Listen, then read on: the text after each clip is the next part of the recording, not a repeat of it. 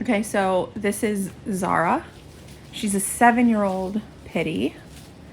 And they've had her first. This is not her first home, though. She was from the shelter. Okay. They didn't think she was the one that needed training. There's 2 of them that we're getting from the same house. And she was the one that was like, oh, she doesn't need training. But they're sending both because they have never had both in the same area together. They're in crates right now next to each other, but they crate and rotate. So she's 7 years old, loves people, very human friendly. Her issue is with dogs. When she sees dogs on the walk, she starts screaming, like literally screaming and lunging towards them.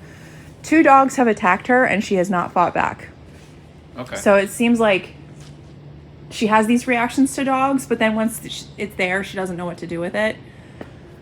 She did get out and chase a small dog down the street, never made contact. So there's definitely some prey drive.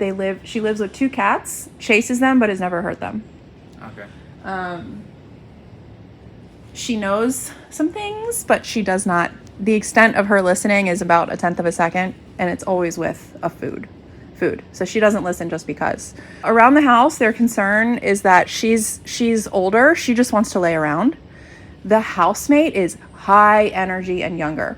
They're afraid the housemate's going to bug her and she's going to overcorrect. Right. So that's the concern. Yeah, so their hope is obviously the 2 of them to coexist peacefully. Right. And then some other bonuses of training is obviously a nicer walk. She does pull. Off leash, they just moved to a house that's near a bunch of beaches on the eastern shore. Neither dog can be off leash. And basically just more listening consistently. She was the first one, and then they brought the other one, which you'll meet after you do her session. Okay. But obviously you can see her distraction with the dog sense is even overriding her love for new people. Because she's usually... That's true. People she love her. Mind. No, there's too much distraction with all the dog sense. So I think she's marking too. I think she's marking. This is not her first time pooping, and she's peed several times. So there's definitely some dominance in there, and there's definitely prey drive for sure. Prey drive. Yeah, it's interesting that they remarked that they didn't think that she needed training. I wonder what they mean by that. It's because she's so sweet, and she probably lays around the house all day. And whereas the other one, she's marking. Yeah. The other one, nonstop barking. They cannot get this dog to stop barking. They're probably saying that because 90% of the time she's just laying around as a couch potato, as most pitties do. Right, but she's screaming on the walks. Correct. She can't be off leash on the beaches. She's chased after a small dog. Yep. I agree. I think even I've met dogs that are way better than that, don't do any of that stuff. Yes. And they still need training. The thing is, you need control. Yeah. Like when you need it. Right. So I think every dog needs training. And the ironic thing is, at the drop off, my impression was that she needed the training most. Because I think she has the capability to be more dangerous than the other dog. She's a pitbull. Yes. I mean, that's when that brain. When they go. Flip. Yeah. It's not going to be pretty. The car ride, lots of whining, and she actually tried to squeeze herself through that metal gate. Thank God she couldn't fit. Because I had Bane up front, and it was sort of a stressful drive because I had no control over her or influence over her whatsoever. It's smart that they've sent both. For sure. Look at her drooling. Why do you think she's drooling? The sense. Yeah, probably a little overstimulated. Overstimulated. She pulls really hard on the leash. She pulled me the whole way here. They were hesitant to leave a leash on her in the car because they said she'll chew through it, but she didn't. I didn't think she would either because she's so overstimulated. Yeah, there's definitely prey we drive. haven't seen her with dogs yet, but you can see a dominance already. Correct. I'll be curious to see how she reacts when we get working with her here. Yeah. We'll introduce her to Riggins today. Yep. Let's get her tools on and get started with her. All right. Yeah, so I asked the owner, I was like, oh, what does she know? And she was like, oh, she knows her stuff, like with food. And the owner was like, come. And the dog literally just... This dog? Yeah, did not hear her and like went the opposite way. And then I was like, oh, like, does she know sit her down? And she used like a fake treat in her hand to lure her down. And it was literally for like 1/100th of a second. She popped back up. And she wasn't even all the way down. The interesting thing about that is is that the way that it was phrased, does she know it? She knows it. So that's different than does she listen to you? Yes. Right? She is operant. She will go in her crate. All they have to do is tap the top and she'll come running and go right in her crate. I don't think the problem is whether or not she knows these things. She's 7 years old. Right. Most of the dogs that come in here at a year old understand the recall, right. They understand sit and stay and all this basic stuff. It's not usually about that. Yeah, I was looking at her nails too. They're very long, so I'm sure, it's not easy to do her nails. That's good. The crate is a big part of their life though, because one is always in the crate. They crate and rotate. Okay. I'm getting to know her here. Yeah, so she probably knows everything. So the question isn't does she know it? Is she too distracted to listen? Is she not listening because she doesn't want to? Is there nothing in it for her? Yes. And then that's going to come down to here, because what we also noticed when the dog wasn't listening, the person went for food. Yes. So we're trying to find something to lure the dog, something of motivation, some reward. Can I trade you this thing that I have, some type of food or something for you to do something to me? Now that is fine and dandy for tricks, but it's not good for commands. Yeah. What we need, what the missing link is for both dogs, is her being a follower. Yeah. Followers, you don't have to pull anything out, you just ask them to do it. Now you have to be able to correct. You have to be able to correct the dog. There's no real hierarchy. Right. There's no structure to it. We're not maintaining that nice leader, which is us, and dog's follower, and that leaves a lot of room for error. Yes. Hence her running down the street at another dog, Yeah. right? Pulling on the leash, screaming at other dogs when she sees them, not listening to commands. This is all hierarchical issues, right. Relationship issues. It's not does the dog know the command issues. So the temperament, to understand her temperament better, we need to know how she takes correction. How does she respond when I'm trying to become the leader and I'm trying to make her follower? Same with the other dog. That's what I really need to know. That's what I really need to know. Is she just going to be like, yes, sir, and listen?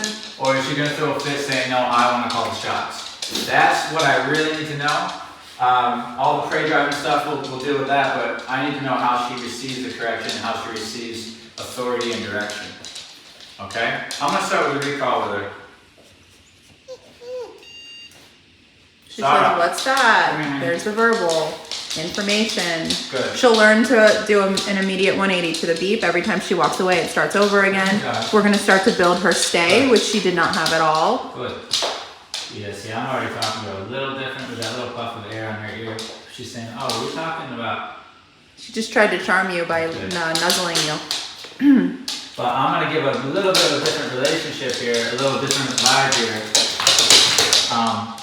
And she's already noticing it, she's smart, good girl, that I want to be a part of her pack, but I want to be above in the hierarchy. That's different than what she has at home. You can already tell, especially if you're pulling treats out to get her to listen. Yeah. That's not the dynamic that's going to benefit you. Yeah. She's a pit bull too. Yeah. Right? She's going to, so now she's not listening, right? Now she says, I know what he wants, but I still don't want to. That's good. And that's what you've just created. Good. Starts over again.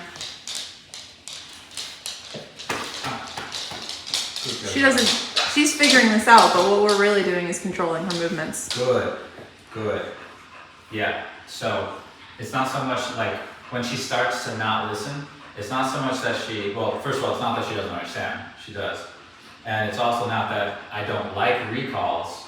Recalls are boring. It's more like, if I do that, then I'm giving him control. Mm-hmm. She knows it's a hierarchy thing at this point.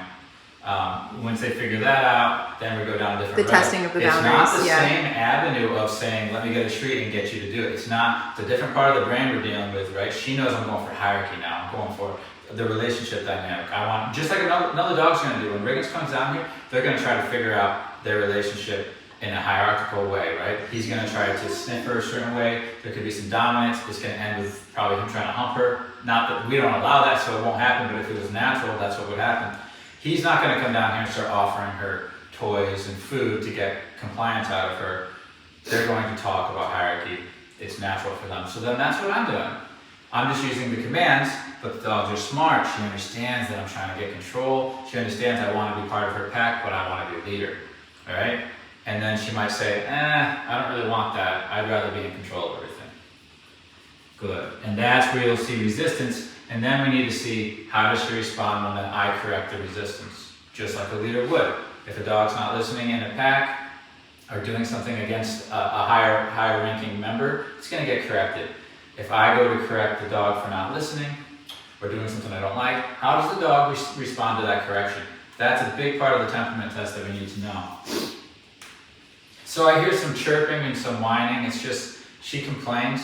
She whined almost the whole car ride. You're going to hear that's complaining, right? So that's definitely not a follower. So this is, I know we've had some description of some pretty bad behaviors, right? That I consider pretty bad. Chasing small dogs, pulling out a leash, screaming at other dogs. These are red flags for me. That little whining, red flag, right?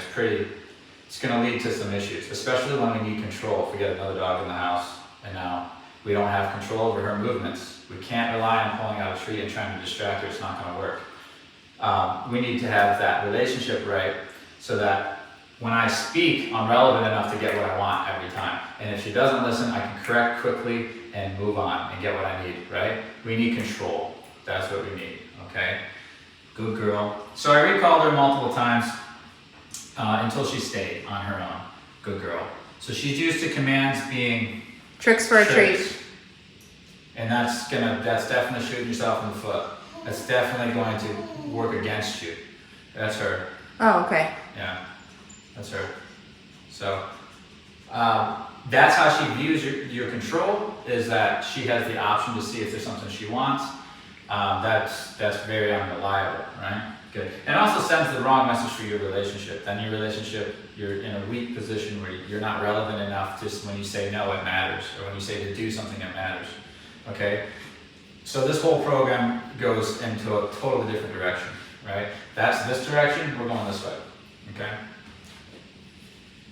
Good. We still use rewards and stuff. I'm still petting her, I'm still praising her, but I'm not exchanging goods. I'm not going to go find something she wants for, okay? And that'll give us respect. That's a missing link, right? I think we probably got enough trust where she trusts that you're probably safe, but the respect is lacking. You can see that. She's so calm. Good girl. Let's see what she does with the stay here. It's a good girl. Break. Good girl. Good girl.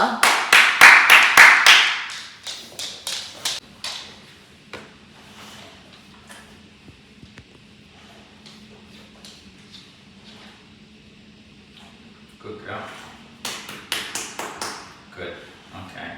Stay. She feels better now that she tried. Yeah, I'm glad she did. Good girl. Break. Good girl. It's very telling that she sees this threshold here and then feels entitled Wants to enough. jump over it. Yep. It's not so much the want that bothers me. It's that she feels entitled to do. Yes. Right? So you can have a desire but not act on it. Which the recall is so great. Yes. It is the number one command. It's where we start every time. Because that recall is so important. Think about it, if you had that recall, you keep your dog safe and you can keep things so much more controlled. If you can get your dog to you. Good. So we need that. We need that. Good girl. And that's how you get off leash freedom too, by the way. Go to those beaches that you're near. That's going to be fun to be able to let them run and then to be able to just literally hit the tone here and have them come back to you. Good girl. We're going to keep going here with the recall. Come. Come here. That's a good girl. Good girl. She knew from the first beep. What, 100%? Yes. Yeah. Oh, yeah. Good girl. She just had to think for a couple seconds. Should I or should I not? And then the stim turned on. And then she says, okay, I'll do it. Right. Good. Good girl. That's very nice. That's very nice. So then the reward that we use in this system is that I'm proud of you. Yes. Right? So we'll build pride in listening because she's going to say, oh, he's happy with me. And that's all we need is pet and praise. And it's going to be enough because now we have corrections, now we have punishment, we have contrast. Right? So now these rewards are going to mean a lot. Right? So I'm happy with this so far. Good. Aww. Good girl. the praise and the petting, good girl, they're very effective because they're not free. Good. It's only when she's listening. It's only when I'm proud of her. I'm not just gonna pet her because I'm bored or she's soft or something. Now I'm thinking about that is a means of me rewarding when I'm petting her. So she's gonna wanna earn that.